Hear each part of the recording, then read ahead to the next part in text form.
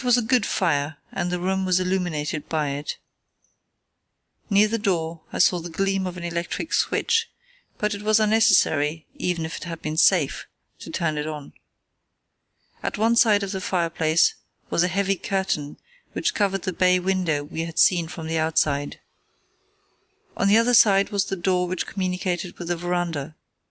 A desk stood in the centre, with a turning chair of shining red leather. Opposite was a large bookcase, with a marble bust of Athene on the top.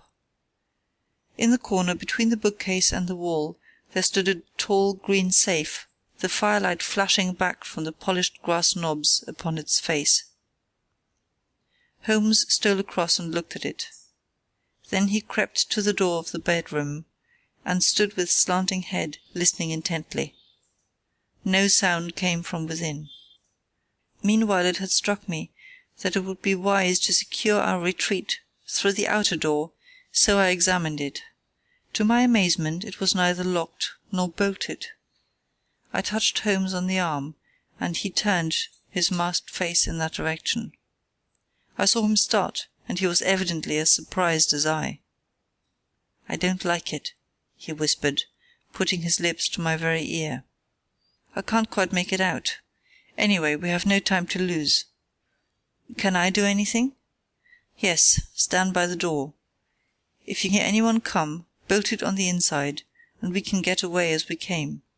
If they come the other way, we can go through the door if our job is done, or hide behind these window curtains if it is not.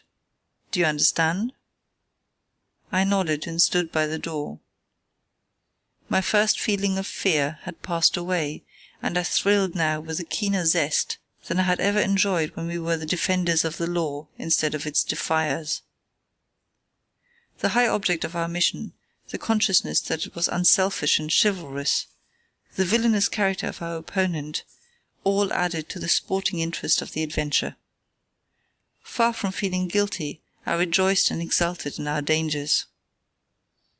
With a glow of admiration I watched Holmes unrolling his case of instruments and choosing his tool with the calm scientific accuracy of a surgeon who performs a delicate operation. I knew that the opening of safes was a particular hobby with him, and I understood the joy which it gave him to be confronted with this green and gold monster, the dragon which held in its maw the reputations of many fair ladies.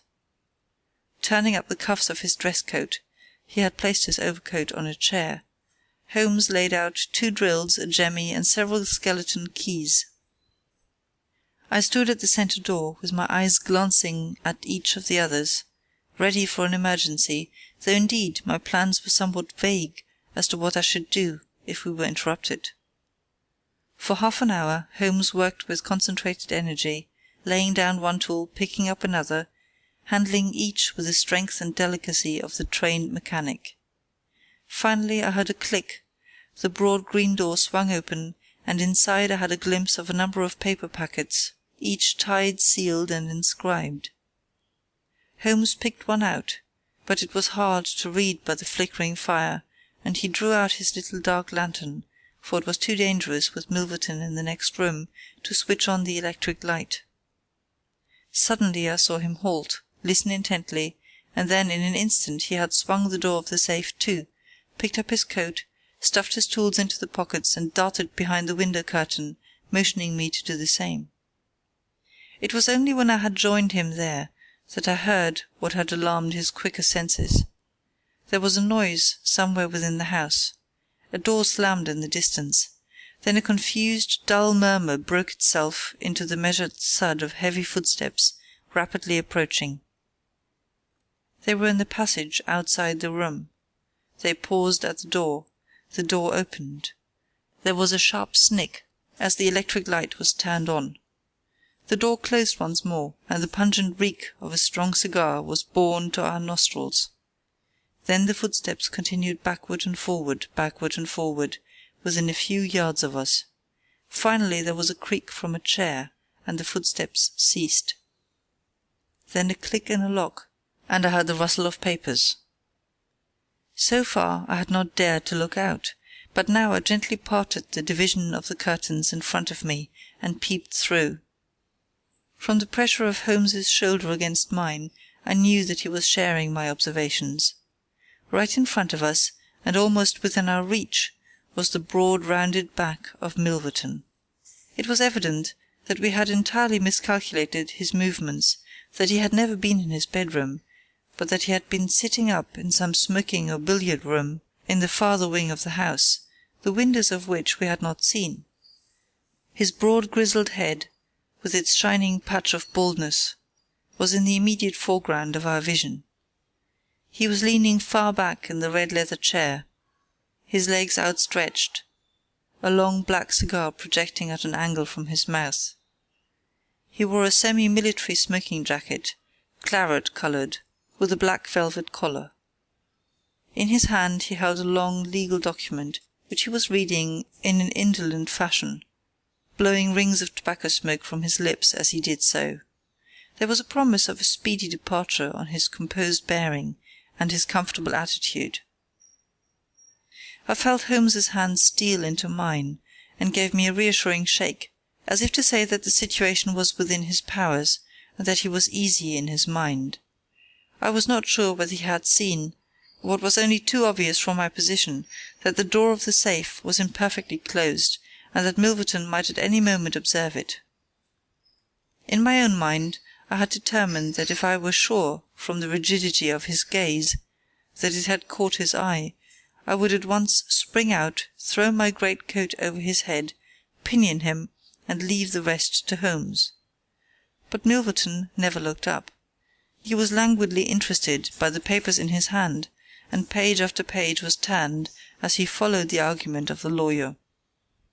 At least, I thought, when he has finished the document and the cigar, he will go to his room, but before he had reached the end of either, there came a remarkable development, which turned our thoughts into quite another channel. Several times I had observed that Milverton looked at his watch, and once he had risen and sat down again, with a gesture of impatience. The idea, however, that he might have an appointment at so strange an hour never occurred to me until a faint sound reached my ears from the veranda outside. Milverton dropped his papers and sat rigid in his chair. The sound was repeated, and then there came a gentle tap at the door. Milverton rose and opened it. "Well," said he curtly, "you are nearly half an hour late." So this was the explanation of the unlocked door and of the nocturnal vigil of Milverton. There was a gentle rustle of a woman's dress. I had closed the slit between the curtains, as Milverton's face had turned in our direction, but now I ventured very carefully to open it once more. He had resumed his seat, the cigar still projecting at an insolent angle from the corner of his mouth. In front of him, in the full glare of the electric light, there stood a tall, slim, dark woman, a veil over her face, a mantle drawn round her chin.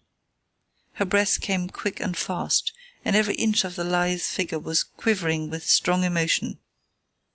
"Well," said Milverton, "you made me lose a good night's rest, my dear. I hope you will prove worth it. You couldn't come any other time, eh?" The woman shook her head. "Well, if you couldn't, you couldn't. If the Countess is a hard mistress, you have your chance to get level with her now. Bless the girl, what are you shivering about? That's right, pull yourself together. Now let us get down to business." He took a notebook from the drawer of his desk. "You say that you have 5 letters which compromise the Countess d'Albert. You want to sell them, I want to buy them. So far so good. It only remains to fix a price. I should want to inspect the letters, of course. If they are really good specimens— Good heavens, is it you?" The woman, without a word, had raised her veil and dropped the mantle from her chin. It was a dark, handsome, clear-cut face which confronted Milverton, a face with a curved nose, strong, dark eyebrows shading hard, glittering eyes, and a straight, thin-lipped mouth set in a dangerous smile. "It is I," she said, "the woman whose life you have ruined." Milverton laughed, but fear vibrated in his voice. "You were so very obstinate," said he. Why did you drive me to such extremities? I assure you I wouldn't hurt a fly of my own accord, but every man has his business, and what was I to do? I put the price well within your means. You would not pay. So you sent the letters to my husband, and he, the noblest gentleman that ever lived, a man whose boots I was never worthy to lace, he broke his gallant heart and died. You remember that last night, when I came through that door, I begged and prayed you for mercy, and you laughed in my face as you are trying to laugh now, only your coward heart cannot keep your lips from twitching. Yes, you never thought to see me here again. But it was that night which taught me how I could meet you face to face and alone. Well, Charles Milverton, what have you to say? Don't imagine that you can bully me, said he, rising to his feet. I have only to raise my voice, and I could call my servants and have you arrested. But I will make allowance for your natural anger. Leave the room at once, as you came, and I will say no more. The woman stood with her hand buried in her bosom, and the same deadly smile on her thin lips. You will ruin no more lives as you have ruined mine. You will wring no more hearts as you wrung mine. I will free the world of a poisonous thing. Take that, you hound, and that, and that, and that. She had drawn a little gleaming revolver and emptied barrel after barrel into Milverton's body, the muzzle within 2 feet of his shirt front. He shrank away and then fell forward upon the table, coughing furiously and clawing among the papers. Then he staggered to his feet, received another shot, and rolled upon the floor. "You've done me," he cried, and lay still. The woman looked at him intently and ground her heel into his upturned face. She looked again, but there was no sound or movement. I heard a sharp rustle, the night air blew into the heated room, and the avenger was gone.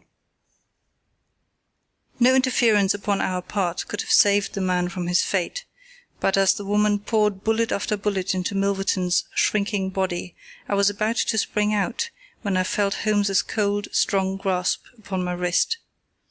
I understood the whole argument of that firm, restraining grip, that it was no affair of ours, that justice had overtaken a villain, that we had our own duties and our own objects, which were not to be lost sight of. But hardly had the woman rushed from the room, when Holmes, with swift, silent steps, was over at the other door. He turned the key in the lock. At the same instant we heard voices in the house and the sound of hurrying feet. The revolver shots had roused the household. With perfect coolness, Holmes slipped across to the safe, filled his 2 arms with bundles of letters, and poured them all into the fire. Again and again he did it, until the safe was empty. Someone turned the handle and beat upon the outside of the door. The letter which had been the messenger of death for Milverton lay all mottled with his blood upon the table. Holmes tossed it in among the blazing papers. Then he drew the key from the outer door, passed through after me, and locked it on the outside. "This way, Watson," said he. "We can scale the garden wall in this direction." I could not have believed that an alarm could have spread so swiftly. Looking back, the huge house was one blaze of light. The front door was open, and figures were rushing down the drive.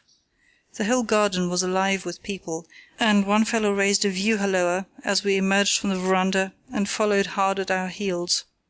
Holmes seemed to know the grounds perfectly, and he threaded his way swiftly among a plantation of small trees, I close at his heels, and our foremost pursuer panting behind us. It was a 6-foot wall which barred our path, but he sprang to the top and over. As I did the same, I felt the hand of the man behind me grab at my ankle, but I kicked myself free and scrambled over a grass-strewn coping. I fell upon my face among some bushes, but Holmes had me on my feet in an instant, and together we dashed away across the huge expanse of Hampstead Heath.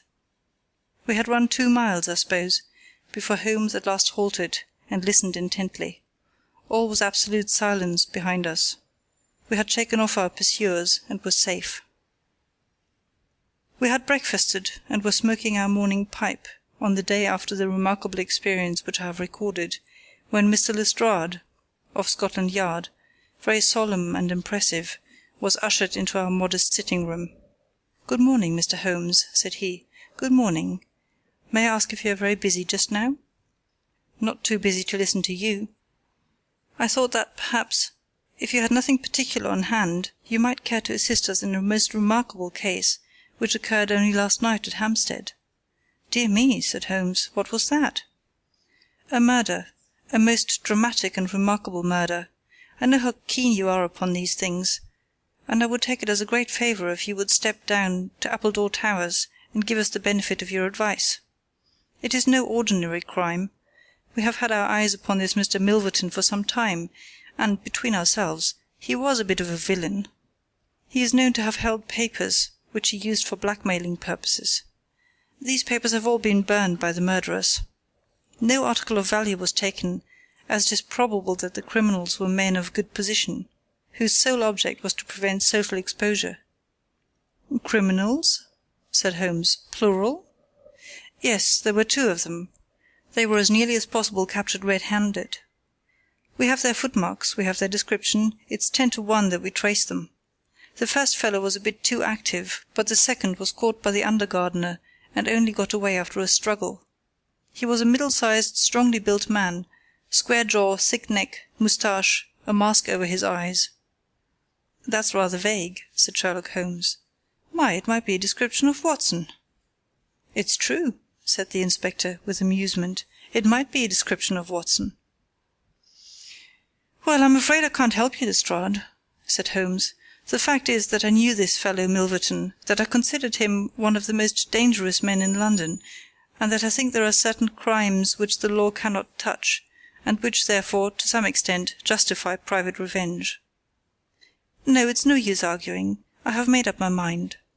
My sympathies are with the criminals rather than with the victim, and I will not handle this case. Holmes had not said one word to me about the tragedy which we had witnessed, but I observed all the morning that he was in his most thoughtful mood, and he gave me the impression, from his vacant eyes and his abstracted manner, of a man who is striving to recall something to his memory. We were in the middle of our lunch when he suddenly sprang to his feet. "By Jove, Watson, I've got it!" he cried. "Take your hat, come with me." He hurried at his top speed down Baker Street and along Oxford Street, until we had almost reached Regent Circus. Here, on the left hand, there stands a shop window filled with photographs of the celebrities and beauties of the day. Holmes's eyes fixed themselves upon one of them, and following his gaze, I saw the picture of a regal and stately lady in court dress, with a high diamond tiara upon her noble head. I looked at that delicately curved nose, at the marked eyebrows, at the straight mouth, and the strong little chin beneath it. Then I caught my breath as I read the time-honoured title of the great nobleman and statesman whose wife she had been. My eyes met those of Holmes, and he put his finger to his lips as we turned away from the window. End of The Adventure of Charles Augustus Milverton, Part 2 of 2. Recorded by Gesine in August 2007.